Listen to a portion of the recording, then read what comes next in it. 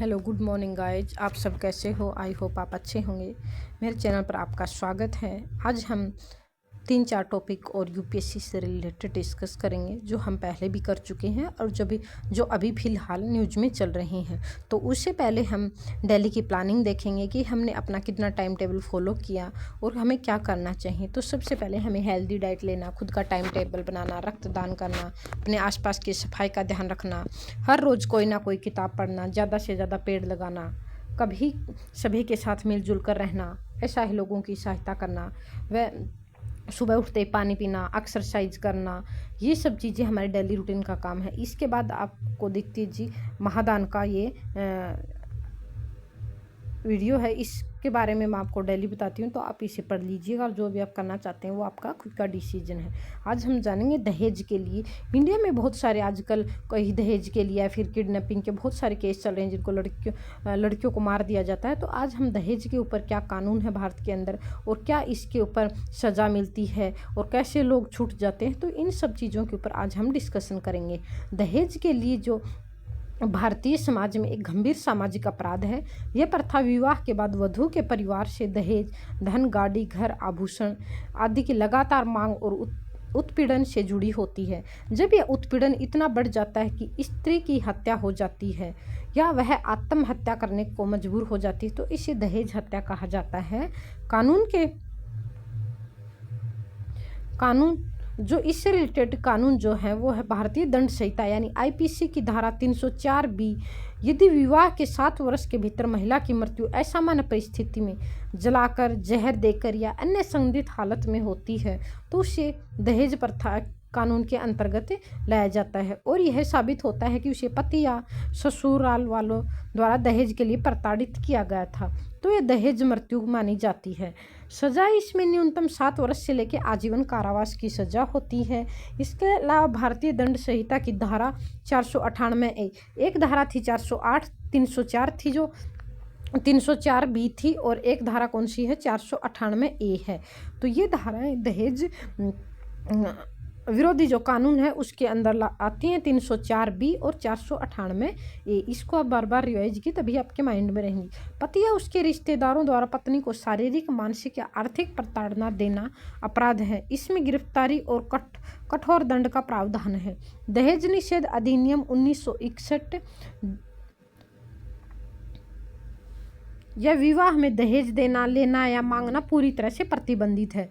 दहेज मांगने वालों पर कम से कम 6 माह से 5 वर्ष तक की सजा और 15,000 या दहेज की कीमत जो भी अधिक हो का जुर्माना दिया जाएगा। दहेज हत्या के मुख्य कारण कौन से हैं वो जानते हैं हम। आज देखेंगे भारत में अनेक सारी हत्याएं हो रही हैं लड़कियों की। आज अभी रिसेंटली जो न्यूज़ में चला वो दिल्ली के अंदर निक्की की दहेज के लिए जो हत्या हुई है, उस मैटर को लेके ये मामला काफ़ी तूल पकड़ा हुआ है पूरे इंडिया में। तो इसको देखते हुए आगे जानेंगे हम इसके कारण क्या है। लोभ होता है, तो अधिक धन, गाड़ी, संपत्ति पाने की लालसा होती है ससुराल वालों में। उनका लड़का अगर किसी जॉब में होते तो फिर वो ज़्यादा से ज़्यादा दहेज की डिमांड करते हैं। या फिर पितृसत्तात्मक जो सोच होती है हमारी, उसमें भी दहेज की बहुत डिमांड रहती है। समाज में लड़की को बोझ समझना, ये हमारी पारंपरिक रूढ़िवादी जो धारणाएं हैं, इनमें भी लड़कियों को दहेज बोझ समझा जाता है। दहेज के डर से काफ़ी सारे पेरेंट्स होते हैं वो लड़कियों को पैदा होते ही मार देते हैं। शिक्षा और जागरूकता की कमी ग्रामीण और अशिक्षित क्षेत्र में अधिक है। भारत में जो ग्रामीण क्षेत्र में है या फिर आदिवासी जनजाति और जनजाति क्षेत्र, वहाँ पर लड़कियाँ बहुत कम पढ़ी लिखी हैं। तो हमें साक्षरता की ज़रूरत है, ज़्यादा से ज़्यादा लड़कियों को बढ़ाने की ज़रूरत है। वहाँ पे सरकार को उन्हें स्कॉलरशिप या अन्य सुविधाएं देने की ज़रूरत है, जिससे अधिक से अधिक छात्राएं पढ़ सकें और जागरूक हो सकें, अपने कानूनी और सामाजिक अधिकारों के बारे में वो जान सकें। कानून का डर न होना, शिकायतें दबा देना। पुलिस द्वारा आज भ्रष्टाचार के कारण या पैसों की वजह से अनेक सारे केसों को दबा दिया जाता है। जैसे अभी रिसेंटली जो मनीषा हत्याकांड हुआ था, उसको भी दबा दिया गया था।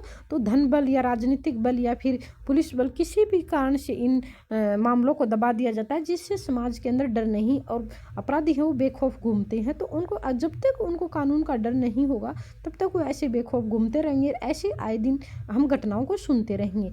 इसका सोल्यूशन है वो है कड़े कानून का सख्त पालन, पुलिस और अदालतें केस जल्दी निपटाएं। हमारे देश में जो अदालतें हैं उनमें भी पूरे वकील या जज नहीं है, जिसकी वजह से लाखों करोड़ों मुकदमे अभी तक उनमें पेंडिंग है। और फास्ट ट्रैक कोर्ट है वो भी बहुत कम है, जिसकी वजह से मुकदमे तो जो उनका जल्दी से निपटान नहीं होता। और लंबी लंबी जब सुनवाई चलती है तो हार तक के कुछ लोगों की तो उनमें डेथ ही हो जाती है या फिर उनका सोल्यूशन नहीं होता है, जिसकी वजह से पीड़ित को न्याय नहीं मिलता टाइम पे। महिला सशक्तिकरण, महिलाएं भी आज समाज में काफ़ी पिछड़ी हुई हैं, जेंट्स की कंपेयर में, शिक्षा के अंदर भी, नौकरी के अंदर भी और आर्थिक स्वतंत्रता के अंदर भी। समाज में जागरूकता, दहेज न लेने और दहेज न देने की शपथ लेनी चाहिए। हमारे समाज के अंदर जब तक समाज खुद आगे एक्शन नहीं लेगा तब तक सरकारें इतना इम्पैक्टिव इफेक्ट नहीं ला सकती हैं। किसी भी सोशल जो हमारे समाज में जो बुराइयां होती, कुरीतियाँ होती हैं, उनको सुधारने के लिए, उनको ख़त्म करने के लिए समाज को खुद आगे आना पड़ेगा। पर्टिकुलर पर्सन को एक अवेयर होना पड़ेगा, तभी हमारे समाज से कुरीतियाँ मिट सकती हैं। विवाह रजिस्ट्रेशन में पारदर्शिता, दहेज संबंधी घोषणा, यानी हमारे जो विवाह रजिस्ट्रेशन होते हैं उनमें भी टाइम पे क्या होती है, रजिस्ट्रेशन नहीं हो पाता और लड़कियों की डेथ यानी हत्या हो जाती है। और फिर कहते हैं कि वो या तो भी रजिस्ट्रेशन ही नहीं हुआ, यानी कानूनी कोई सबूत नहीं रहता लड़ने के लिए, दहेज के लिए ब्लेम करने के लिए, फिर उनके ऊपर आरोप साबित करने के लिए। पीड़ित महिला के लिए सुरक्षित आश्रय और हेल्पलाइन, जैसे 181 महिला हेल्पलाइन और 1091 पुलिस हेल्पलाइन है। तो दोस्तों आप ये छोटी छोटी चीज़ें हैं, लेकिन आपके डेली रूटीन में या फिर कहीं भी जब आप प्रॉब्लम में फंसते हो तो आपके ये नंबर बहुत काम आते हैं। तो आप इनको ज़रूर याद रखें या फिर लिख के रखें और अपने फ़ोन में भी इनको ऐड करके रखें। महिला हेल्पलाइन है वो 181 है और पुलिस हेल्पलाइन नंबर है वो 1091 है, यानी 191 है। यूपीएससी प्रीलिम्स और मेंस में दहेज प्रथा यानी डोरी सिस्टम पर सवाल अक्सर सामाजिक समस्याएं, भारतीय समाज, महिला सशक्तिकरण, कानून और अपराध के संदर्भ में पूछे जाते हैं। तो प्रीलिम्स में संभावित प्रश्न जो ऑब्जेक्टिव टाइप्स क्वेश्चंस हैं उनका हम डिस्कशन अभी करेंगे। तो दोस्तों ज़्यादा से ज़्यादा क्वेश्चंस आप डिस्कशन किया करो, तभी आपका सिलेक्शन होगा। अन्यथा अगर आप क्वेश्चन सोल्व नहीं करोगे तो आपको पता भी नहीं चलेगा कि किस से रिलेटेड क्वेश्चन आते हैं। यूपीएससी अपने आप में एक बहुत ही टफ एग्जाम है और काफ़ी सारे कहीं से भी इसमें क्वेश्चन पूछे जा सकते हैं। काफ़ी ऑल ओवर इसमें सिलेबस है, तो आप ज़्यादा से ज़्यादा क्वेश्चन सोल्व करें और उनका आंसर देने की कोशिश करें। तो हम पहला क्वेश्चन यहाँ पे डिस्कशन करेंगे, दहेज निषेध अधिनियम जो 1961 के बारे में कौन सा कथन सही है। नंबर 1, यह अधिनियम केवल ग्रामीण क्षेत्र पर लागू होता है। नंबर 2, दहेज देना और लेना दोनों दंडनीय अपराध है, केवल दहेज लेने वाला दोषी माना जाता है। यह अधिनियम केवल उत्तर भारत में लागू होता है। तो दोस्तों इसमें सही केवल एक ही आएगा, दहेज लेना और दहेज देना दोनों अपराध है, बाकी तीनों है वो गलत हैं। नंबर 2, भारतीय दंड संहिता आईपीसी की कौन सी धारा दहेज मृत्यु से संबंधित है। अभी हमने धाराएं डिस्कस की थी, 304B थी और 498A थी। तो इनमें से कौन सी धाराएं मृत्यु से रिलेटेड है, 302, 304B, 498A, 306। आप इसमें हम जानेंगे कि इसमें जो है वो उत्तर बी सही है, इसमें 304B आंसर आएगा। इसके अलावा पेन निकाल लेती हूँ एक बार, पेन कहाँ गया।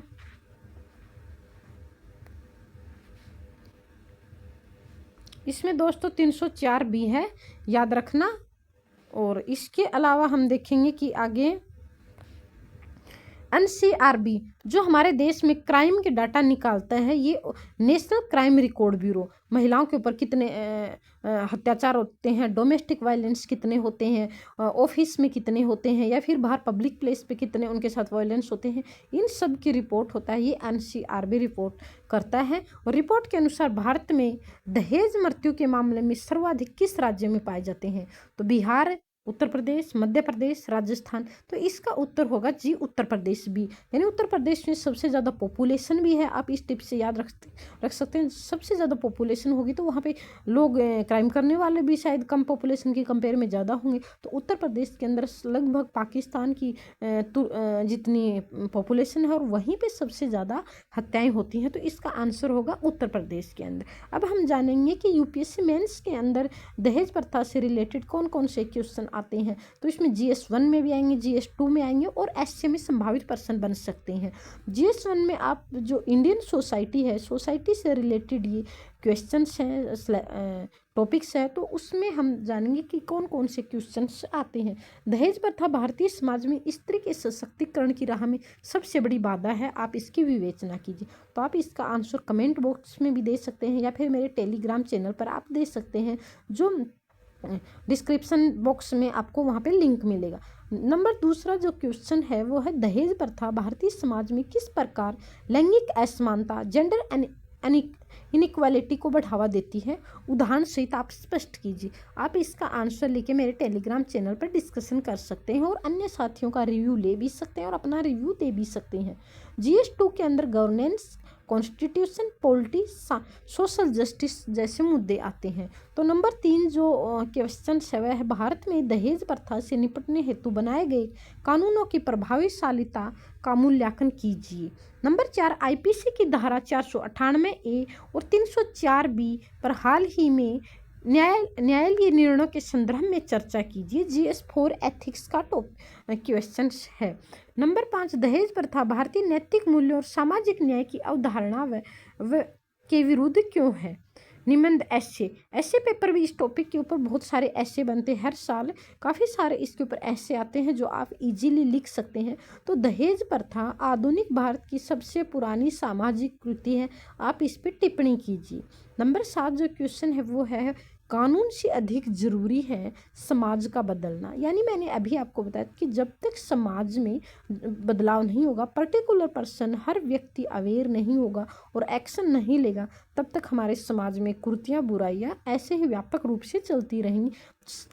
अकेले सरकार या प्रशासन इनसे नहीं निपट सकता है। तो दहेज प्रथा के संदर्भ में आप विचार कीजिए। अब हम आगे जानेंगे दोस्तों कि नीचे भारत में महिलाओं पर होने वाली हिंसा पर नवीनतम डेटा, रुझान और कानूनी ढांचा प्रस्तुत है, जिसमें NCRB का डेटा, अन्य रिपोर्ट्स और सामाजिक संदर्भ शामिल है। हालिया आंकड़े NCRB और अन्य स्रोतों के आधार पर NCRB अपराध बनाम महिलाएं 2000 का ये डेटा है।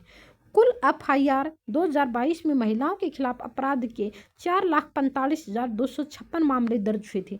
लगभग हर घंटे में 51 FIR होती हैं और जिनका सॉल्यूशन बहुत कम होता है, जो कुछ कोर्ट्स में चलती रहते हैं, कुछ पुलिस स्टेशनों में, कुछ को दबा दिया जाता है और 90% तो जो मामले हैं वो सोशल यानी समाज में इज्जत के डर से या किसी अन्य रीजन की वजह से डिक्लेयर ही नहीं होते हैं, बाहर निकल के ही नहीं आते हैं, या फिर शर्म की वजह से लड़कियां, या फिर अपनों के दबाव की वजह से या किसी डर की वजह से बाहर निकल के नहीं आते, और निकल के आते हैं जो 51, हर घंटे में 51 मैटर्स आते, उनमें भी आधे में से आधे सोल होते, आधे भ्रष्टाचार की भेंट चढ़ जाते, आधे धन बल या किसी भी रीजन से वो उनका सॉल्यूशन नहीं होता और पीड़ित को न्याय नहीं मिलता है, और जो अपराधी होते हैं वो ऐसे ही खुले में घूमते रहते हैं। 2021 में 4.28 लाख से 4% की वृद्धि को दर्शाता है। यानी 2021 के बाद हमारे देश में जो ऐसी हिंसाओं में वृद्धि हुई वो 4% की वृद्धि हुई है। अपराध की दर प्रति 1 लाख महिलाओं पर अपराध 66.4, जबकि दिल्ली में सबसे अधिक 144.4 है। सबसे अधिक मामले जिस राज्य में आते हैं वो है उत्तर प्रदेश। उत्तर प्रदेश में केंद्र शासित प्रदेश आपका दिल्ली है, और उत्तर प्रदेश जो राज्य है 65,743 महिला उत्तर प्रदेश से आए। सेकंड नंबर पे है आपका महाराष्ट्र, वहाँ से 45,331 मैटर आए। थर्ड नंबर पे है आपका राजस्थान जी, जहाँ से 45,058 मैटर आए हैं। पश्चिम बंगाल से 34,738 व मध्य प्रदेश से 32,765 मामले दर्ज किए गए हैं। अब हम जानेंगे कि अपराधी कौन कौन सी श्रेणियां हैं। तो कर्टली बाय हस्बैंड, रिलेटिव्स, यानी 90% जो हिंसाएं होती हैं वो अपनों के द्वारा, फैमिली, रिश्तेदार, घर परिवार के लोगों के द्वारा ही होते हैं, और ऐसे मुद्दे ज़्यादातर क्या होते हैं, घर में ही दबके रह जाते हैं, या तो शर्म की वजह से या फिर लड़कियों में डर हो जाता है कि उनसे शादी कौन करेगा, समाज में उनकी इज्जत हो, जिसकी वजह से वो घर में ही दबके रह जाते हैं ऐसे मैटर। तो इनके लिए जो धारा लगेगी वो 498A लगेगी, जो घर से रिलेटिव्स जो उनके साथ हिंसा करते हैं, और ऐसे मैटर की जो परसेंटेज है वो 31.4% है। इसके अलावा जो किडनैपिंग और अबडक्टिंग है, इसके जो मैटर है वो 19.2% है। इसके बावजूद असॉल्ट टू आउटरेज मोडेस्ट्री, इसके जो मैटर है वो 18.7% है। रेप के मुद्दे हैं वो 7.1% हैं। रेप बलात्कार मामले जैसे NCRB national crime record bureau के अनुसार 2022 में 31,516 बलात्कार मामले दर्ज हुए, जिनमें से लगभग 96.6% अपराधी पीड़ितों को जानने वाले थे, यानी 90% लगभग 99% लगभग रिलेटिव्स होते हैं। रॉयटर्स की रिपोर्ट में बताया गया कि सजा दर मात्र 27 या 28% है, जो कानूनी प्रवाह की कमी को दर्शाता है। रेडिट डेटा के अनुसार 2022 में दर्ज अधिकांश बलात्कार प्रकरणों में दोषियों की सजा बहुत कम थी, केवल 2.56% मामलों में ही दोष सिद्धि हुई थी।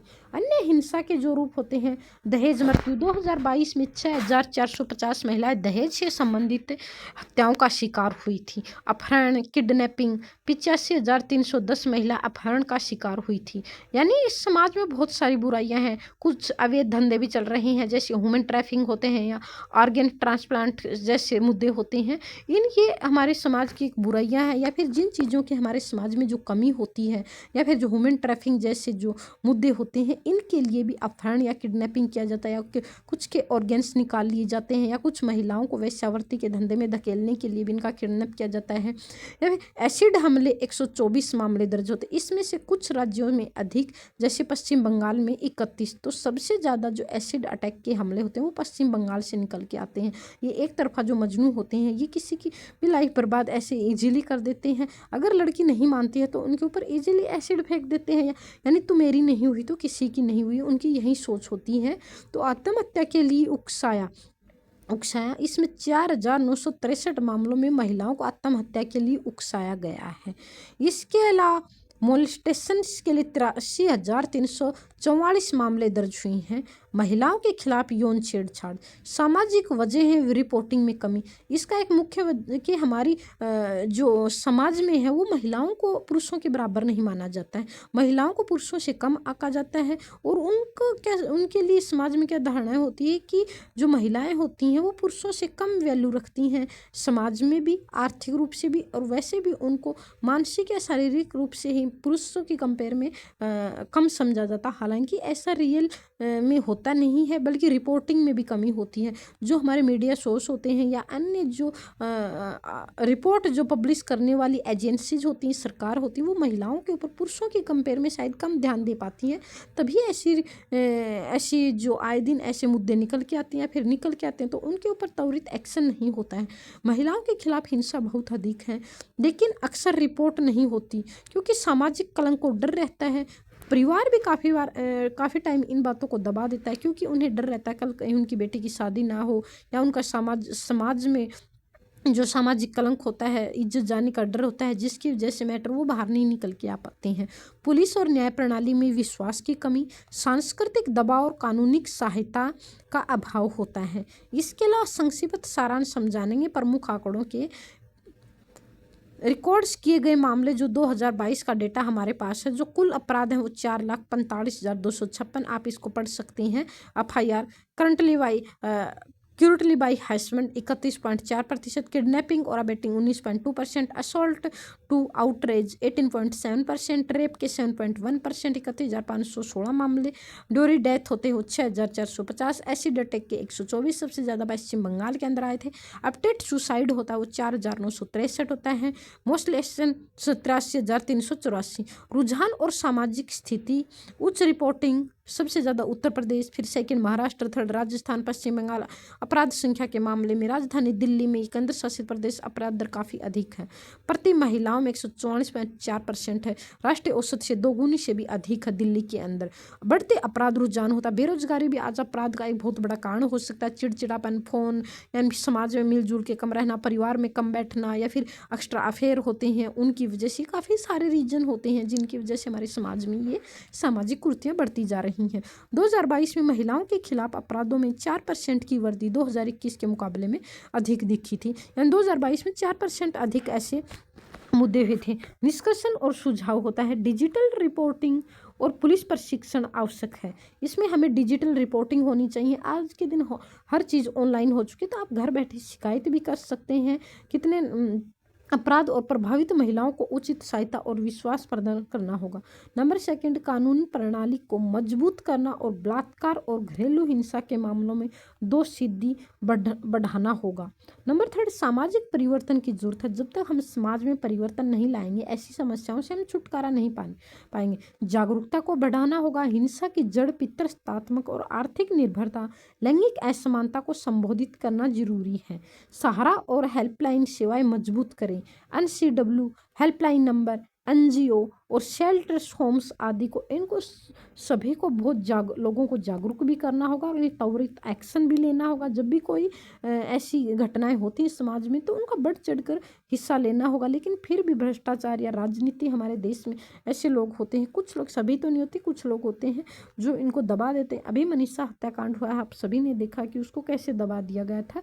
रिपोर्ट ही पूरी चेंज कर दी थी। हमारा हेल्थ डिपार्टमेंट या इतना वीक है कि 3 रिपोर्ट आने के बावजूद, और तीनों अलग अलग भी आती हैं, तो उनके ऊपर कोई एक्शन नहीं होता। पुलिस वालों से या फिर सरकार से कुछ भी नहीं पूछा जाता, ना ही सरकार वहाँ पे जवाबदेही होती, ना ही पुलिस वहाँ पे जवाबदेही होती। तो इसके लिए आखिर हमारे समाज में जवाबदेहिता किसकी होगी? क्या महिलाएं अपने काम खुद नहीं कर सकती? वो घर से सुरक्षित बाहर नहीं निकल सकती? जब तक हमारे सभ्य समाज का निर्माण नहीं होगा, शांत समाज का निर्माण नहीं होगा, शांत माहौल नहीं होगा, तब तक हमारे देश का विकास नहीं हो सकता है। और विकसित भारत का सपना हमारे लिए दूर दूर तक का सपना हो सकता है। तो इसलिए हमें सभी क्षेत्रों में काम करना होगा। UPSC में NCRB, national crime record bureau के आंकड़े बार बार पूछे जाते हैं, खासकर प्रीलिम्स में डेटा आधारित तथ्य और मेंस के विश्लेषण प्रश्न के रूप में है। तो हम इन प्रश्नों का डिस्कशन अभी यहाँ पे करेंगे, और आप इन प्रश्नों का उत्तर मेरे कमेंट बॉक्स में या टेलीग्राम चैनल पर दे सकते हैं। तो प्रीलिम्स में जो ऑब्जेक्टिव टाइप्स क्वेश्चंस आते हैं, उनके जो संभावित प्रश्न हो इस प्रकार हैं। NCRB की 2022 की रिपोर्ट के अनुसार भारत में महिलाओं के खिलाफ दर्ज अपराधों की संख्या कितनी रही है? तो हम जानेंगे 3.25 लाख, 4.45 लाख, 5.10 लाख, 6.25 लाख। तो इसमें जो संख्या है वो है बी। इसका सही उत्तर होगा वो बी होगा, 4.45 लाख। इसके अलावा क्वेश्चन नंबर 2 हम महिलाओं के खिलाफ अपराधों में सबसे अधिक हिस्सेदारी किस श्रेणी की है? बलात्कार, अपहरण, पति व ससुराल वालों द्वारा क्रूरता, एसिड हमला। तो इसमें हम जानेंगे 31.4% जो है।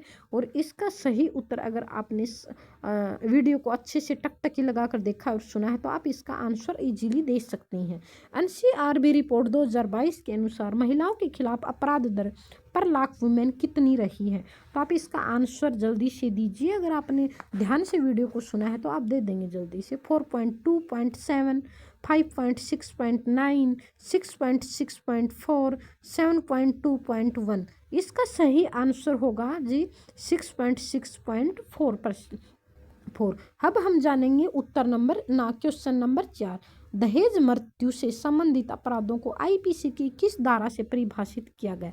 तो हमने ये काफ़ी बार डिस्कशन किया है। इसमें 304 भी है, 306 है, या 376 डी है, 498। तो आप एक तो ये 498 ए और 304 बी में डिफरेंट एक्सप्लेन करेंगे, और वो आप कमेंट बॉक्स में बताएंगे। आज का आपका जो क्वेश्चन है यही है, 304 बी और 498 ए में आप डिफरेंट कीजिए और कमेंट बॉक्स में बताइए। इसका सही आंसर 304 बी है। अब हम जानेंगे कि मेंस के अंदर दहेज अपराध से रिलेटेड कौन कौन से क्वेश्चन बनते हैं, कौन कौन से GS1, GS2 ऐसे से आते। तो दहेज का जो टॉपिक GS1 और GS2 में आएगा आपका। GS1 में इंडियन सोसाइटी, NCRB के आंकड़े दर्शाते हैं भारतीय समाज में महिलाओं की सुरक्षा की स्थिति चिंताजनक। आप विवेचना कीजिए। NCRB 2022 के डेटा के आधार पर महिलाओं में होने वाले अपराधों के स्वरूप कारणों का समाजशास्त्रीय विश्लेषण कीजिए। Polity to governance, polity, social justice के मुद्दे आते हैं। NCRB की रिपोर्ट सामने आए महिलाओं अपराधों के बढ़ते रुझान, भारतीय दंड प्रणाली और कानून प्रवर्तन एजेंसियों की कार्य क्षमता पर प्रश्न चिन्ह लगते हैं, चर्चा कीजिए। नंबर 4, भारत में महिलाओं के खिलाफ अपराधों की सबसे बड़ी श्रेणी पति या ससुराल पक्ष द्वारा की गई क्रूरता है। एनसीआरबी के डेटा के संदर्भ में घरेलू हिंसा कानूनों की प्रभावशीलता का आप मूल्यांकन कीजिए। तो आप किसी भी क्वेश्चन का आंसर देने से पहले आप उनको बार बार पढ़िए, 3-4 बार कम से कम एक क्वेश्चन को पढ़िए, तभी आप उसका आंसर अच्छे से लिख पाएंगे। आंकड़ों में बढ़ती हिंसा, भारतीय महिलाओं की असुरक्षा प्रतिबंध, सुरक्षित भारत में तभी संभव जब महिलाएं सुरक्षित हो। एनसीआरबी रिपोर्ट और सामाजिक संदर्भ के आलोचना में विश्लेषण कीजिए। नीचे भारत में हाल ही में लागू या पारित किए गए महत्वपूर्ण कानूनों और अध्यादेश को ऑर्डिनेंस बिल ला की जानकारी दी गई है। विश्लेषक जिन्हें प्रधानमंत्री या उनकी सरकार से संबंधित माना जाता है। तो हाल ही में पास इस सत्र में आए प्रमुख कानून कौन कौन से, ये हम जानेंगे। अभी 2025 में भारत सरकार ने कौन से कानून या अध्यादेश पारित किए उनके बारे में अभी जाने। तो आप इनको बार बार रिवाइज कीजिए, तभी आपको एग्जाम में याद रहेंगे। रिवाइज नहीं करोगे तो आपको याद नहीं रहेंगे। तो इसलिए यूपीएससी के लिए आपको एक तो रेगुलर होना जरूरी है, और एक कंटिन्यूटी जब तक आप में नहीं होगी तब तक आप कुछ नहीं कर पाओगे। Promotion and regulation of online gaming bill 2025 के अंदर दोस्तों जैसा कि आप देख ही रहे हो, समाज में हर थर्ड दूसरा तीसरा पर्सन है वो ऑनलाइन गेमिंग का शिकार हो रखा है। जुआ, सट्टेबाजी या फिर इनमें लाखों करोड़ों रुपए बहा देते हैं और डिप्रेशन का शिकार हो जाते हैं। छोटे छोटे युवा बच्चे हैं जो वो भी ऑनलाइन गेम या सट्टेबाजी में लगी हुई है, पैसे बहा देते हैं, फिर उनके ऊपर कर्जा होता है, लास्ट में सुसाइड करते हैं, सारी प्रॉपर्टी बिक जाती है, घर वाले परेशान होते हैं, पूरा समाज परेशान होता है। तो एक समाज की बहुत बड़ी एक दुर्दशा हो रखी है इन सब चीज़ों की वजह से। तो ये सरकार ने इनको रेगुलेट या कंट्रोल करने के लिए इनको क्या क्या पूरा बंद कर लिया। जो ये पेमेंट करने वाले गेमिंग ऐप होते हैं इनको पूरी तरह से बंद कर दिया। पहले भी इनको कंट्रोल करने के लिए काफ़ी टफ कानून सरकार इनके लिए लेके आई थी, लेकिन फिर भी उनके ऊपर रोक नहीं लगी। ये अपनी हरकतों से बाज नहीं है, बार बार वही हरकतें रिपीट कर रहे थे, जिसकी वजह से सरकार ने इनको क्या कर दिया, बैन कर दिया। और ये एक बहुत ही अच्छा डिसीजन है एक सभ्य समाज के लिए और देश के लिए। तो आइए दोस्तों हम जानते हैं कि इसके क्या प्राविधान है और इसके क्या रूल रेगुलेशन है और यूपीएससी के लिए ये टॉपिक कैसे इंपॉर्टेंस करता है। तो ये सामाजिक मुद्दों से रिलेटेड टॉपिक्स हैं, आज हम इस जानेंगे। ये बिल पैसे आधारित online gaming, real money gaming पर पूरी तरह से प्रतिबंध लगाता है। साथ ही संबंधित विज्ञापन और वित्तीय ट्रांजैक्शन को भी निषिद्ध करता है।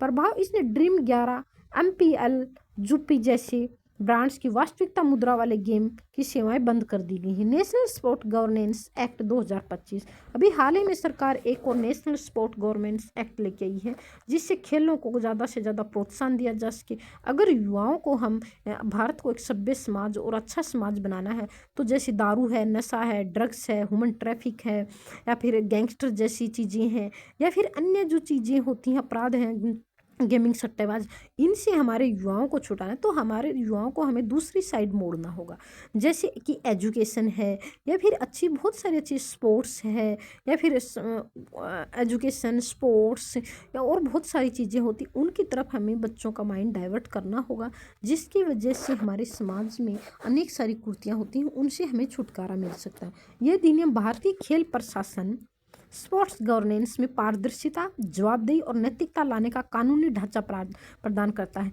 जब तक हमारे समाज में हम पारदर्शिता और जवाबदेही सुनिश्चित नहीं करेंगे, तब तक हमारे समाज को हम नैतिक नहीं बना सकते हैं और ना ही समाज से कुरीतियों को मिटा सकते हैं। इसलिए हर चीज़ में पारदर्शिता लानी जरूरी, भ्रष्टाचार को खत्म करना जरूरी है और जवाबदेही सुनिश्चित करना बहुत ज़रूरी है।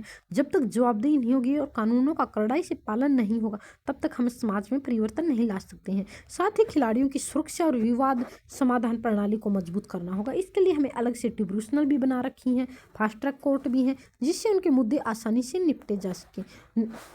National anti doping amendment bill 2025 भी लेके आए हैं। यह संशोधन bill national anti doping act 2022 को अंतर्राष्ट्रीय WADA यानी वाडा, UNESCO united nation economic social science organisation मानकों से मिलाकर सख्त बनाता है और NADA national anti doping agency के अधिकार को बढ़ाता है। तो आप कमेंट बॉक्स में वाडा की फुल फॉर्म बताइए। मान्यता प्राप्त लैब्स को अनिवार्य बनाता है और CAS की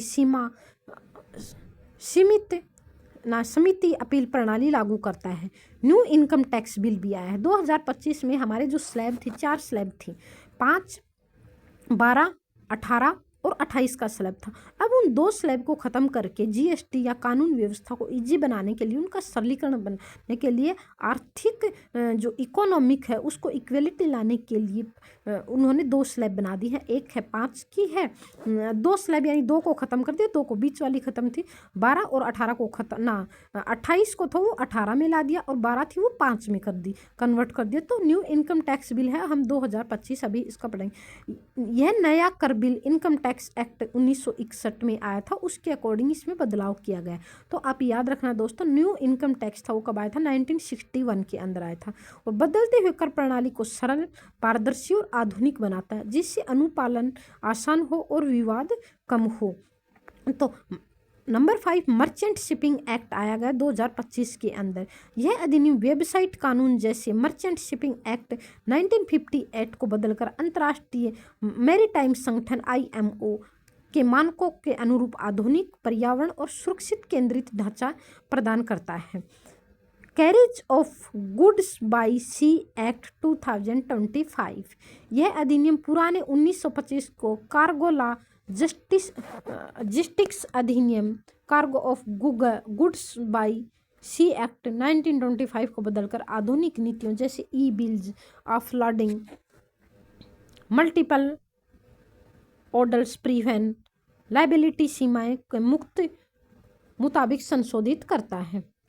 इंडियन पोर्ट्स एक्ट 2025, यह अधिनियम 1908 के भारतीय पोर्ट अधिनियम को बदलकर बंदरगाह के विकास, सुरक्षा, पर्यावरण प्रबंधन और केंद्र राज्य समन्वय हेतु एक आधुनिक कानूनी संरचना लाता है। यानी हमारे जो पोर्ट है वहाँ पे साफ सफाई, यहाँ पे इंफ्रास्ट्रक्चर की कमी या लॉजिस्टिक हब बनाने के लिए भारत इस क्षेत्र में काफ़ी सारे सुधार कर रहा है। निर्यात, आयात, परिवहन यानी विदेशों में निर्यात बढ़ाने के लिए तो ये हमारा जो परिवहन लॉजिस्टिक हब है उसको अगर हम अच्छा बनाएंगे, जैसे कि सड़कें हैं, बिजली है, टैक्स है, इनको हम इजी बना देंगे तो हमारे देश के अंदर व्यापार है वो बहुत इजी हो जाएगा। और देश की जो हमें देश को विकसित बनाने और लोगों की आमदनी बढ़ाने का जो हमारा एम है वो हम काफ़ी हद तक अचीव कर सकते हैं।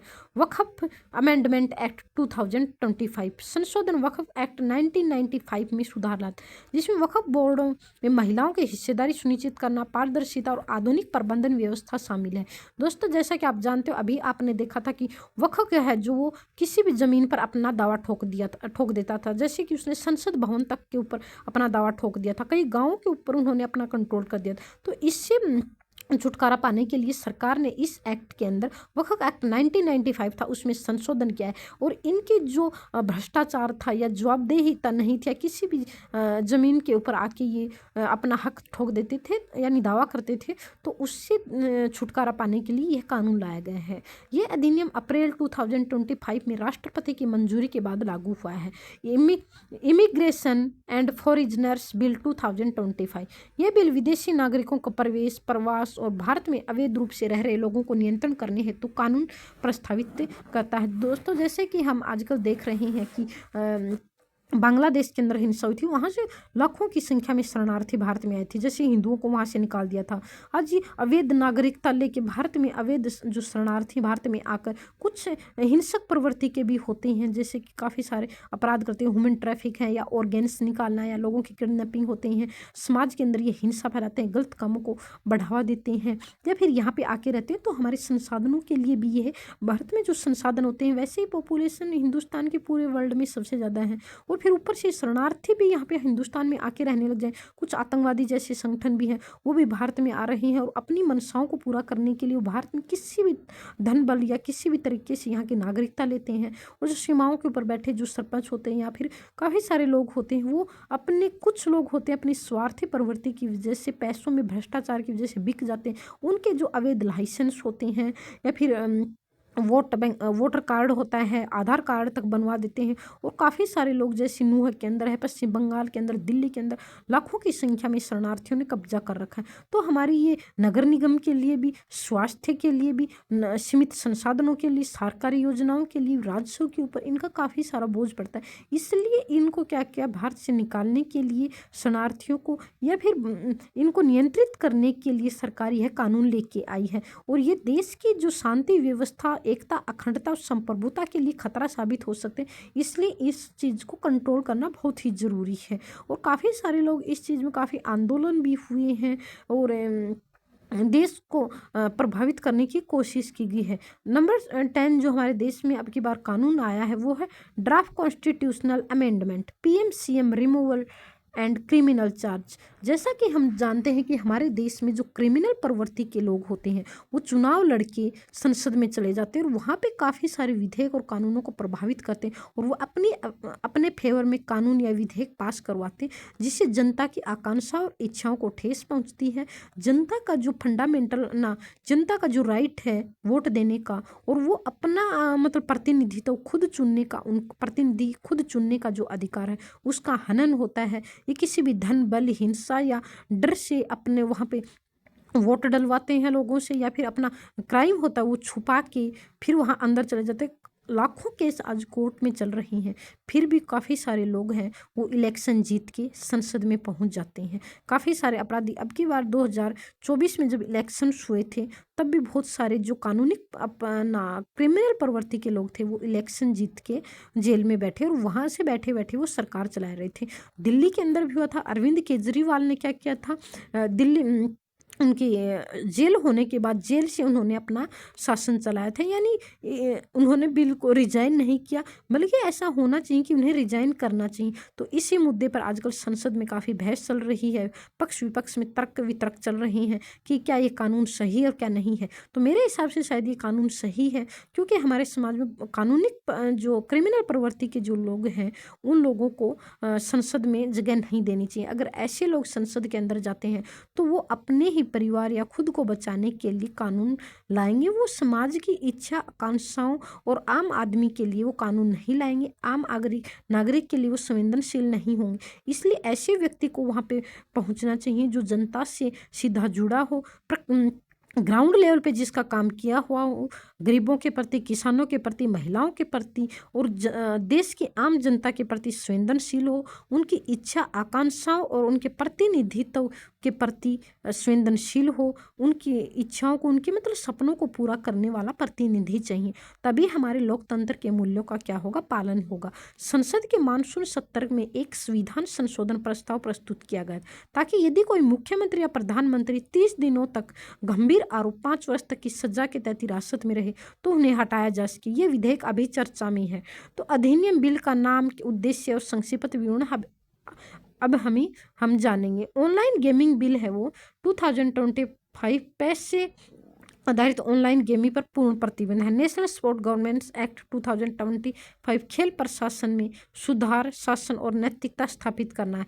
National anti doping act bill वाडा की फुल फॉर्म अभी बताई थी आपने, फिर से आप कमेंट करके बता सकते हैं जिससे आपका रिवाइज होगा, यानी वर्ल्ड एंटी डोपिंग एजेंसी इसकी फुल फॉर्म है। अब आपकी नाडा यानी 2 एजेंसी, एक वर्ल्ड लेवल पे काम कर रही है एंटी डोपिंग के लिए, एक इंडिया लेवल पे काम कर रही है। तो वर्ल्ड लेवल वाली जो एजेंसी उसको वाडा नाम है, यानी वर्ल्ड एंटी डोपिंग एजेंसी, और जो इंडिया लेवल की है उसको नेशनल एंटी डोपिंग एजेंसी है। तो इनको हमें मजबूत बनाना जरूरी। यहाँ पे बैठे हुए लोग हैं वो ईमानदार होना चाहिए और अपने काम करते हुए के प्रति पूरी सजगता, उनमें संजीदगी से काम करने वाले होने चाहिए और जनता के प्रति वो संवेदनशील होना चाहिए। Number 3 new income tax bill आया 2025 कर प्रणाली का पुनर्गठन और सरलीकरण किया गया है। मर्चेंट शिपिंग एक्ट 2025 समुद्री कानून को आधुनिक बनाया। Carriage of goods by sea act 2025 cargo transport के नियमों को अपग्रेड करना। इंडियन पार्ट एक्ट 2025 बंदरगाहों के शासन में सुधार। वक्फ अमेंडमेंट एक्ट 2025 वक्फ प्रबंध में पारदर्शिता और महिलाओं की भागीदारी। इमिग्रेशन एंड फॉरिजनर्स बिल 2025 विदेशी प्रवास और अप्रवासी नियंत्रण। कॉन्स्टिट्यूशनल अमेंडमेंट प्रपोजल पीएम-सीएम की हिरासत में रहने पर हटाने का प्रावधान। तो हमने सभी जो कानून है इनके ऊपर डीपली डिस्कशन भी किया है और आप इसको बार बार रिवाइज कीजिए और इससे बनने वाले जो क्वेश्चंस होते हैं उन पे भी आप डिस्कशन कर सकते हैं, जिससे आपकी तैयारी अधिक से अधिक होगी। तो हर रोज कम से कम एक क्वेश्चन का आंसर तो आप जरूर लिखिए जिससे आपको बेनिफिट हो सके। Promotion and regulation of online gaming bill 2025 act की ताज़ा जानकारी दी गई। सामग्री इसमें आपको प्रीलियम प्रीलिम्स और मेन में जो क्वेश्चन आएंगे वो हम इनको अभी से डिस्कशन करेंगे। तो प्रमुख विवरण इस बिल का जो सार है, सरकारी उद्देश्य और पृष्ठभूमि। इस बिल का उद्देश्य भारत में ऑनलाइन गेमिंग को नियंत्रण करना और विशेष रूप से रियल मनी पर आधारित गेमिंग पूरी तरह से प्रतिबंध लगाना, जबकि स्पोर्ट्स एजुकेशन और सोशल गेमिंग को बढ़ावा देना है। टू मामलों में कानूनी बढ़ावा देना है।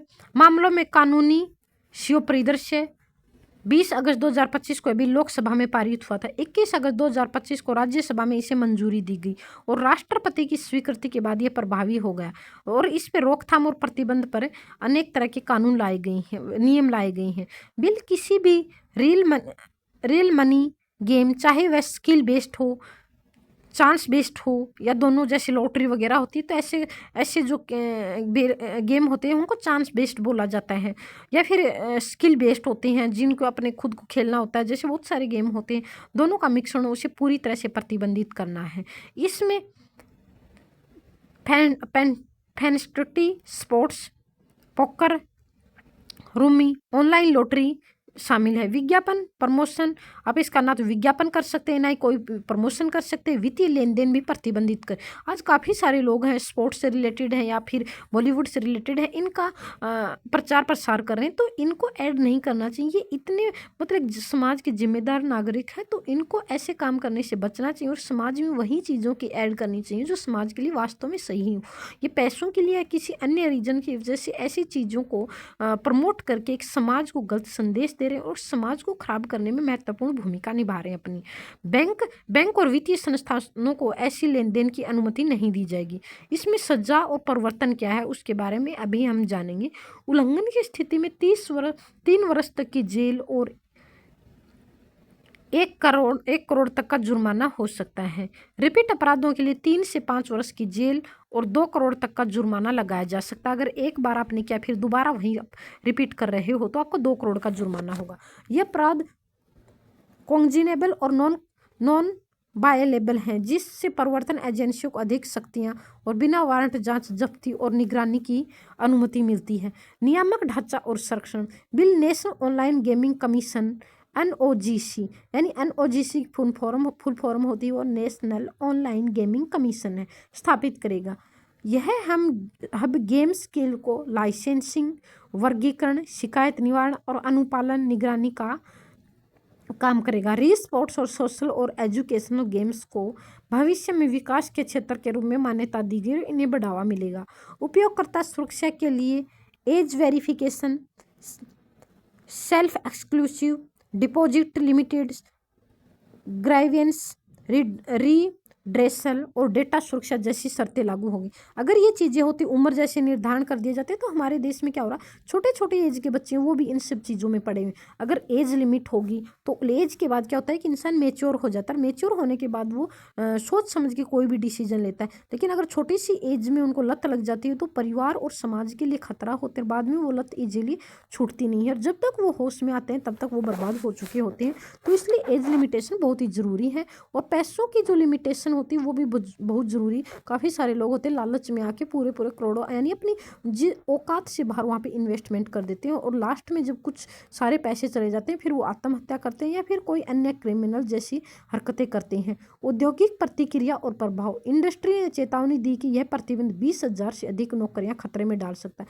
यानी वहाँ से आके लोग, यहाँ इंडस्ट्री से आके लोग और यहाँ लालच में यहाँ पे लोग बर्बाद हो रहे हैं, यहाँ पे इन्वेस्टमेंट कर रहे हैं कि हमारे पैसे डबल हो जाएंगे, ट्रिपल हो जाएंगे। इस लालच में लोग उन काम को छोड़ के यहाँ पे इन्वेस्ट कर रहे हैं और 30+ कंपनियों को बंद होना पड़ सकता है।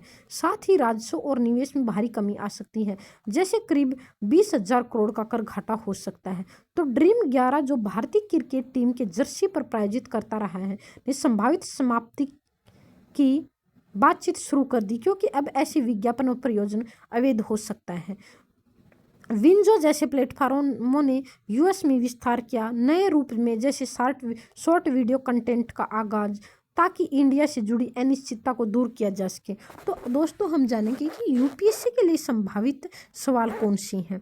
Promotion and regulation of online gaming act 2025 में शामिल नहीं है। इसमें ऑप्शन है वो रियल मनी गेम्स पर प्रतिबंध, ई स्पोर्ट्स को एक मान्यता प्राप्त क्षेत्र मानना, नेशनल ऑनलाइन गेमिंग कमीशन की स्थापना, क्रिप्टो करेंसी आधारित गेमिंग को अवैध ठहराया गया है। तो आप इसका उत्तर दीजिए। इसका आंसर है डी, क्रिप्टो करेंसी आधारित गेमिंग को वैध ठहराया गया है। बिल के तहत नंबर 2 क्वेश्चन है वो, बिल के तहत मनी गेमिंग की परिभाषा में क्या शामिल है? नगद पुरस्कार के लिए गेम, केवल चांस बेस्ड गेम्स, केवल फैंटेसी स्पोर्ट्स, केवल अप्रमाणित गेम। इसका सही उत्तर है वो ए है, यानी नगद पुरस्कार के लिए गेम। अब जानेंगे हम मेंस के अंदर कौन कौन से क्वेश्चंस आते हैं। Promotion and regulation of online gaming act 2025 digital सुरक्षा बनाम आर्थिक विकास में संतुलन का प्रयास है। आप इसका विश्लेषण करें और इसका आंसर आप मेरे टेलीग्राम चैनल पर या फिर इसके कमेंट बॉक्स में आप दे सकते हैं।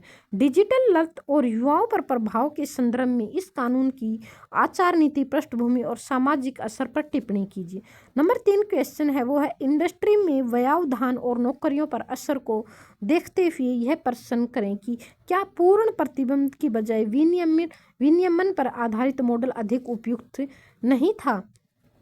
नेशनल स्पोर्ट गवर्नेंस एक्ट 2025 पहले बिल अब एक्ट, पहले यानी ये बिल था और अब एक्ट लाया गया कि ताज़ा जानकारी एनसीआरबी के साथ ही इस कानून से जुड़े यूपीएससी प्रीलिम्स और मेंस संभावित प्रश्न दिए गए हैं। नेशनल स्पोर्ट गवर्नेंस एक्ट 2025 का सारांश इस प्रकार है। इसकी स्वीकृति क्यों की गई है और इसका उद्देश्य क्या है? यह बिल अब माननीय राष्ट्रपति की स्वीकृति के बाद एक्ट में परिवर्तन हो चुका है। संसद ने इसे हाल ही में पारित किया है। इसका उद्देश्य राष्ट्रीय खेल प्रशासन एनएसएफ में पारदर्शिता, जवाबदेही और नैतिकता लाना है। प्रमुख प्रावधान और संस्थाएं, नेशनल स्पोर्ट्स बोर्ड एनएसबी की स्थापना, ये राष्ट्रीय खेल संघों को मान्यता देने और निलंबित, निरस्थिर करने, आचार संहिता तथा सुरक्षित खेल नीति लागू करने का अधिकार रखता है। नेशनल स्पोर्ट्स ट्रिब्यूनल की स्थापना एक न्यायिक निकाय जो चुनाव, चयन आदि से जुड़े विवादों का निपटारा करेगा। इसके निर्णय केवल सर्वोच्च न्यायालय में चुनौती दी जा सकती है, यानी कहीं ट्रिब्यूनल के जो मामले होते हैं उनको कहीं अन्यथा किसी कोर्ट में चुनौती नहीं दी जा सकती, इसको सिर्फ सुप्रीम कोर्ट में चुनौती दी जा सकती है। आरटीआई के तहत राइट टू इन्फॉर्मेशन के तहत सभी मान्यता प्राप्त खेल संस्थाएं, बीसीसीआई यानी भारतीय क्रिकेट कंट्रोल बोर्ड भी अब इसके अंतर्गत आएगा, जिससे सार्वजनिक जवाबदेहिता बढ़ेगी। अदालत, निर्वाचन, शासन और खिलाड़ी के प्रतिनिधित्व, प्रशासनिक निकायों में कम से कम 4 महिलाएं और 2 उत्कृष्ट खिलाड़ी, स्पोर्ट पर्सन या आउटस्टैंडिंग मेरिट शामिल होंगे। कार्यकाल और उम्र सभी तरह की जानकारी इसमें निर्धारित की गई। आचार संहिता, कोड ऑफ एथिक्स और सेफ स्पोर्ट्स पॉलिसी विशेष रूप से महिलाओं और नाबालिगों की सुरक्षा हेतु।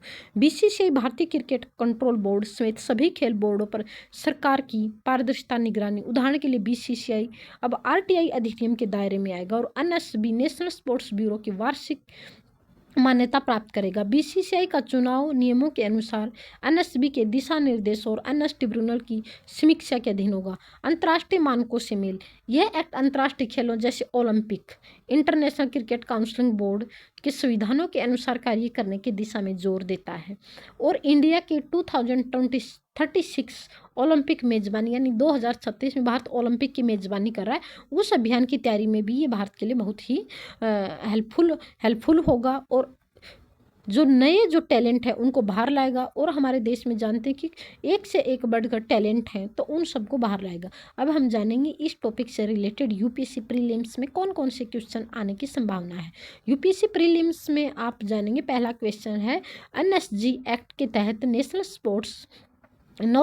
स्पोर्ट्स गेम एक्ट के तहत कौन सा निकाय खेल विवादों का निपटारा करेगा? Supreme court, national sports tribunal, NSB, sports authority of India. तो इसका सही आंसर है वो है बी, नेशनल स्पोर्ट्स ट्रिब्यूनल। अगर नेशनल स्पोर्ट ट्रिब्यूनल नहीं करता है फिर ये सुप्रीम कोर्ट के अंदर मैटर जाएगा, यानी बाकी कोर्ट इसके मुद्दे नहीं सुन सकते। एनएसजी एक्ट में निम्नलिखित में से कौन सा शामिल नहीं है? यानी एनएसबी का गठन शामिल नहीं है, या खिलाड़ी प्रतिनिधि का आवश्यकता, बीसीसीआई को आरटीआई के तहत लाना, खिलाड़ी के चयन पर सरकार का प्रत्यक्ष हस्तक्षेप। तो इसके अंदर पूछा गया कौन सा नहीं है, तो इस पे डी है, खिलाड़ी के चयन पर सरकार का प्रत्यक्ष हस्तक्षेप।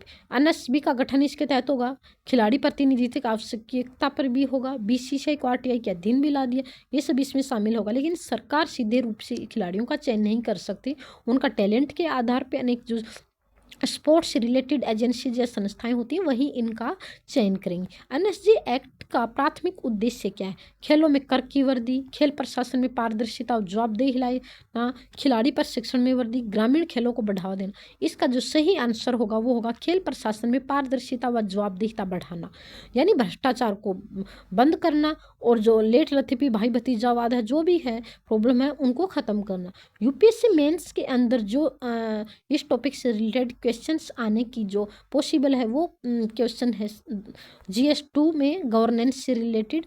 नेशनल स्पोर्ट गवर्नेंस एक्ट 2025 का प्रभावी कार्यान्वयन भारत में खेल व्यवस्था में पारदर्शिता और जवाबदेही बढ़ा सकता है। इस व्यक्ति पर आप संबंध युक्त आधार पर चर्चा कीजिए। नंबर 2 GS1 के अंदर आएगा, ये सोसाइटी से रिलेटेड टॉपिक है। तो इसमें खिलाड़ियों और महिलाओं का प्रतिनिधित्व खेल प्रशासन में शामिल करना क्या खेल प्रणाली को न्यायपूर्ण बनाता है? एक्ट की प्रविष्टियाँ स्पष्ट करें। तो आप इसका आंसर मेरे टेलीग्राम चैनल पर या फिर कमेंट बॉक्स में दे सकते हैं। अब GS2 या फिर एथिक्स के अंदर जो क्वेश्चंस आएंगे वो इस प्रकार हैं। एनएसजी एक्ट में स्थापित सेफ स्पोर्ट्स पॉलिसी और आचार संहिता का सामाजिक और नैतिक महत्व क्या है? GS2SC खेलों में सशक्त शासनात्मक सुधार 2036 ओलंपिक तक भारत की खेल तैयारी बेहतर हो सकती है। नेशनल स्पोर्ट गवर्नेंस एक्ट के दृष्टिकोण से इस कथन का विस्तार पूर्वक लेख लिखिए। अब जानेंगे हम सारांश तालिका। मुख्य प्रावधान विवरण। नेशनल स्पोर्ट्स बोर्ड खेल संघों को नियंत्रित, मान्यता और निलंबन की शक्ति देता है। नेशनल स्पोर्ट्स ट्रिब्यूनल चुनाव, चयन, विवादों का निपटारा सिविल कोर्ट के समान होता है। RTI लागू होना, BCCI सभी खेल निकाय हैं वो RTI के अधीन के अंतर्गत आ चुके हैं। प्रतिनिधित्व में सुधार, कार्यकारिणी में कम से कम 4 महिलाएं और 2 खिलाड़ी इसमें होंगे। सेफ स्पोर्ट्स और एथिक्स, आचार संहिता और सुरक्षित खेल नीति लागू करना। इंटरनेशनल संरक्षण, ओलंपिक, वाडा, नाडा आदि के दिशा निर्देशों में तालमेल। National anti doping amendment bill 2025। अब एक्ट बनने की प्रक्रिया में प्रमुख प्रावधान, फायदे, नुकसान और UPSC प्रीलिम्स मेंस के लिए संभावित प्रश्नों का विश्लेषण प्रस्तुत है। राष्ट्रीय विरोधी डोपिंग संशोधन विधेयक 2025 का मुख्य जो प्रावधान है वो नाडा के संचालन स्वतंत्रता यानी ऑपरेशनल ऑटोनोमी। इस संशोधन ने नाडा, नेशनल एंटी डोपिंग एजेंसी को देशीय सरकार, खेल महासंघों या ओलंपिक पार्लियामेंटिक निकायों से स्वतंत्र कर दिया है, जिससे इसका निर्णयात्मक और कार्यात्मक प्रभाव बढ़ता है। अपील पैनल का गठन। केंद्र सरकार द्वारा पहले यह panel national anti doping board के अधीन था, अब इसे बनाने की शक्ति केंद्रीय सरकार की है। अपील पैनल का गठन। केंद्र सरकार द्वारा पहले यह panel national anti doping board के अधीन था, अब इसे बनाने की शक्ति केंद्र सरकार को दे दी गई। CAS court of arbitration for sports में अपील सीमित करने की व्यवस्था। अब केवल वाडा, IOC, IPC और अंतर्राष्ट्रीय खेल महासंघ ही CAS में अपील कर सकते हैं। खिलाड़ी सीधे अपील नहीं कर सकता, लेकिन अगर मामला अंतर्राष्ट्रीय स्तर का तो खिलाड़ी या नाडा सीधे अपील कर सकता है। वर्ल्ड एंटी डोपिंग कोड का भारतीय कानून में समावेश। अब वेयरबॉट्स ऑफ फेलियर जैसी अवधारणाएं और एंटी डोपिंग रूल वायलेशन सीधे वाडा कोड से ली गई परिभाषा द्वारा कानूनबद्ध कर दी गई हैं। वाडा प्रमाणित परीक्षण प्रयोगशालाओं का अनिवार्य था। अब हर डोप टेस्ट लैब की वाडा को से मान्यता होना आवश्यक है, जिससे टेस्ट की विश्वसनीयता बढ़े। प्रारंभिक रिपोर्ट समीक्षा की द्वितीय सत्यापन सुनिश्चित करना।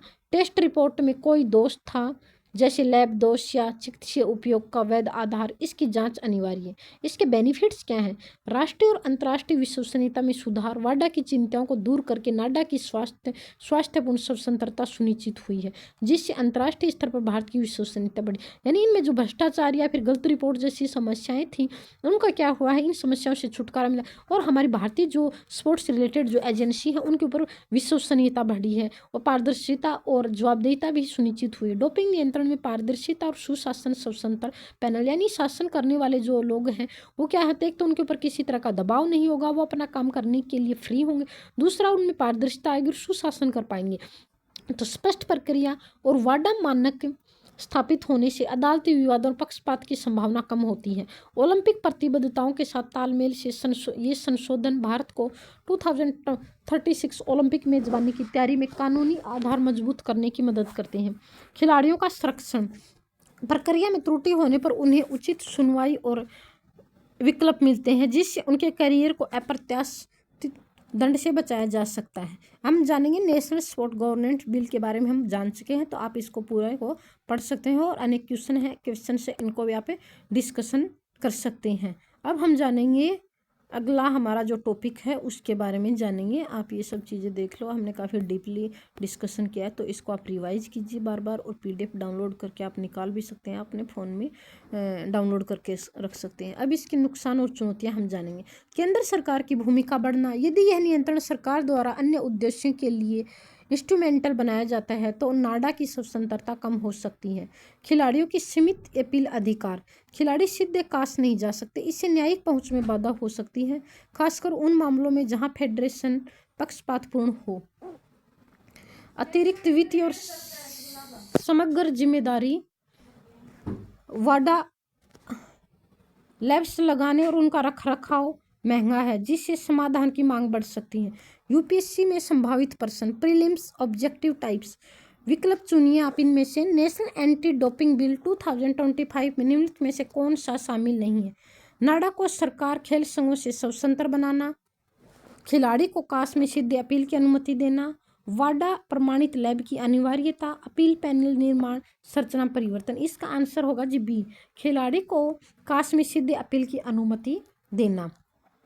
अब सही कथन कौन सा है, आप ये सही कथन इसमें चुनिए।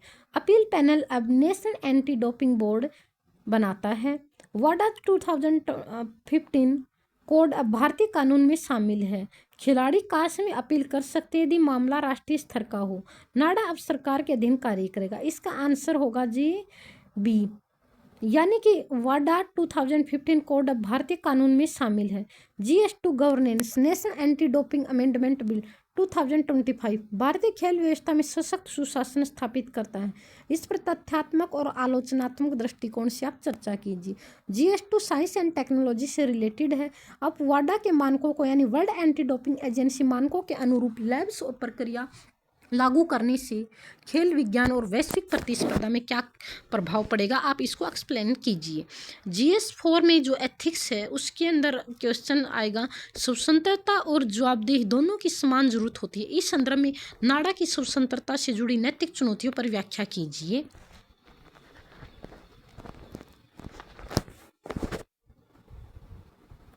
अब हम जानेंगे शॉर्ट क्वेश्चन भाई, और जो हमारे शॉर्ट क्वेश्चन हैं वो हैं कि भारत में अभी क्या चल अभी क्या, और नागपुर में RSS का जो मुख्यालय है उसके ऊपर 25 अगस्त से 23 अक्टूबर तक आसपास फोटो, वीडियोग्राफी और ड्रोन पर रोक लगाया गया है। ये है नागपुर स्मारक समिति, उसका मुख्यालय जो RSS का मुख्यालय वो है नागपुर के अंदर है। अब अमेरिका फेड की ब्याज दर में कटौती की आकांक्षाओं पर भारतीय शेयर बाजार पर क्या प्रभाव पड़ा है? इसमें फेडरल बैंक है अमेरिका का, कटौती की आशाओं से जो डंकर भारत के स्टॉक मार्केट संभावित रूप से तेजी से खुले हैं। निफ्टी 50 से ऊपर खुलने का अनुमान है। इसके अलावा असम के मुख्यमंत्री मरघेरिटका में कौन सी कार्रवाइयाँ शुरू करने की घोषणा की है? तो मरघेटिका में असमिया मूल के लोगों की भूमि सुरक्षा हेतु अतिक्रमणकारियों के खिलाफ, यानी असमिया मूल के जो लोग थे उनकी सुरक्षा हेतु जो अतिक्रमणकारी आए हैं, अभी भारत के अंदर बहुत बड़ी समस्या चल रही है, जो शरणार्थी आ रहे हैं, तो वो वहाँ पे जल जीवन भूमि या सरकारी योजनाओं के ऊपर कब्जा पाने की कोशिश कर रहे हैं, तो उनके खिलाफ निकासी अभियान की योजना चलाई गई है। असम के लखटकिया जो CM हैं, अब हम हेमंत बिस्वा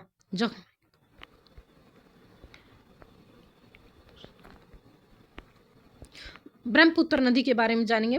ब्रह्मपुत्र नदी के बहाव को लेकर भारत में क्यों चिंताएं बढ़ रही हैं?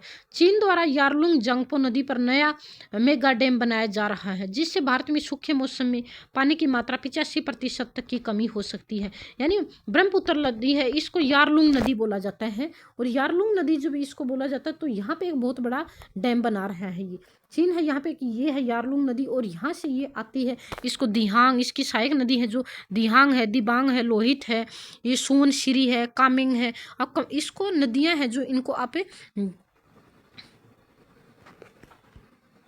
नदियां हैं इनको आप अच्छे से याद कीजिए और फिर इसके आंसर आप कमेंट बॉक्स में दे सकते हैं। धनसिरी है, मानस है, रकाप है, काफ़ी सारी गारो, खासी, जयंतिया जो मेघालय की है, मेघालय से होती हुई कितने देशों से ये नदी बहती है, तो चीन है, फिर आसाम है, फिर ये अरुणाचल प्रदेश है, आसाम है, फिर पश्चिम बंगाल है, फिर बांग्लादेश, पश्चिम बंगाल से बांग्लादेश के अंदर एंटर कर जाती है, तो इसको बांग्लादेश में इंटर होते इसको क्या बोला जाता है? जमुना बोला जाता है, और फिर इसमें गंगा रिवर इसमें इन्वॉल्व हो जाती है, उसके बाद इसको पद्मा बोला जाता है। यानी ये बांग्लादेश के अंदर आती है, क्या जाती है? जम जाती है, बर्फ़ की तरह जम जाती है, और फिर जो ही ये क्या करती है, इसमें गंगा मिलती है तो इसको नाम पद्मा हो जाता है। तो ये आप टिप्स इसे रट सकते हैं, यानी याद करने का जो टिप्स है वो जम जाती है, ये कहाँ पे आके बांग्लादेश के अंदर आके ये जम जाती है।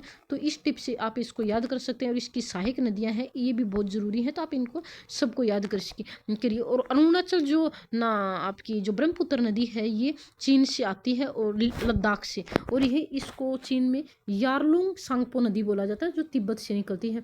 और इसका जो उद्गम स्थल है ये चेमायू गंडुंग हिमनद है, उद्गम स्थल है इसका जो ये, और ये जेमू ग्लेशियर, चेलामू लेक है, इसमें तीस्ता नदी का उद्गम स्थल है ये चिलामू लेक, यानी जेमू ग्लेशियर, तीस्ता नदी इसकी सहायक नदी है, गंगा सहायक नदी है, सुरमा सहायक नदी है इसके बाद पद्मा सहायक नदी है, और फिर उसके बाद ये कहाँ से मिल जाती है? बंगाल की खाड़ी में जाके मिल जाती है। भारतीय मौसम विज्ञान विभाग यानी ओरिजिन, ऑब्जेक्टिव्स, फंक्शंस एंड, तो आप ये हम इसको जान चुके हैं। प्रश्न नंबर 5 है वो है IMD यानी इंडियन मीटरोलॉजिकल डिपार्टमेंट, जो हमारे देश के अंदर मौसम के बारे में जानकारी देता है। आपदाएं आने वाली हैं या फिर सुनामी है, बाढ़ है, भूकंप है, तूफान है, सूखा है, बारिश, इन सब से रिलेटेड जो सरकारी एजेंसी है जो दिल्ली न्यूज डिक्लेयर करती है वो IMD है, यानी इंडियन मीटरोलॉजिकल डिपार्टमेंट है। भारत में किन राज्यों में भारी वर्षा की चेतावनी जारी की? तो IMD ने दिल्ली, मुंबई, उत्तराखंड, झारखंड, अरुणाचल, गुजरात, राजस्थान समेत कई राज्यों में तेज वर्षा की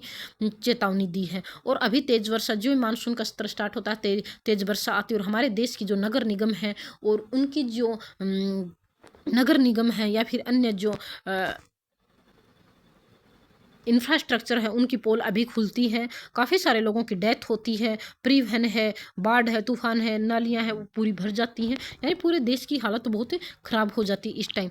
नंबर 6 भारत US व्यापार वार्ता चल रही है। तो आप सभी जानते हैं कि जैसे कि अमेरिका ने भारत के ऊपर 50% टैरिफ लगाया है, और उन सब से रिलेटेड या मुक्त व्यापार से रिलेटेड अभी भारत और अमेरिका की बातचीत चल रही है।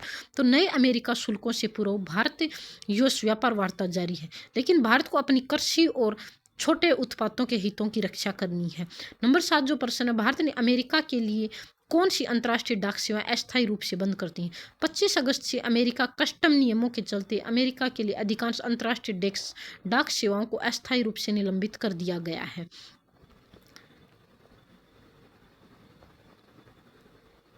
प्रश्न नंबर 8 आता है, भारत चीन मंत्री स्तरीय बैठक की क्या खास परिणाम है?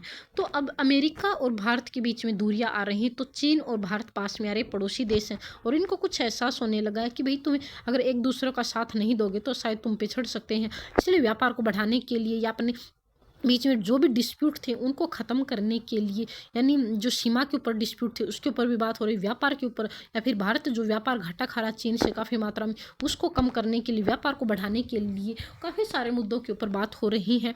तो इसके ऊपर जो हमारी मशीनरीज होती हैं वो हम उससे आयात करते हैं चीन से। इसके अलावा जो हम जो रेयर मटेरियल्स होते हैं वो भी हम उनसे आयात करते हैं। इसके अलावा उर्वरक जैसे पदार्थ होते हैं वो भी हम वहाँ से चीन से आयात करते हैं। तो हमारे उर्वरक कृषि के क्षेत्र में रेयर मैग्नीशियम जैसे कि चिप बनाना या फिर फ़ोन बनाने रॉ मटेरियल काफ़ी सारा हम चीन से आयात करते हैं। अगर ये कम हो जाता है या इस पे आयात कर महंगा लगाता है चीन, तो ये हमारे देश में महंगे होंगे और देश के उद्योग धंधों और राजस्व के ऊपर काफ़ी इसका इफेक्ट पड़ेगा और लोग बेरोजगार होने की संभावना काफ़ी मात्रा में है। नए इंडियन पोर्ट्स बिल 2025 का मुख्य उद्देश्य क्या है? ये बिल 1908 के पुराने अधिनियम को बदलकर भारतीय बंदरगाहों को आधुनिक, स्थायी और केंद्र राज्य सहयोग पर आधारित बनाने का लक्ष्य है। अब इंडियन पोर्ट बिल 2025 हम इसके बारे में डिस्कशन कर चुके हैं। ये अमेरिका, भारत और चीन की डिस्कशन है। अब हम जानेंगे important words with synonyms UPSC में आने वाले, तो इसके आप इसको देख सकते हैं।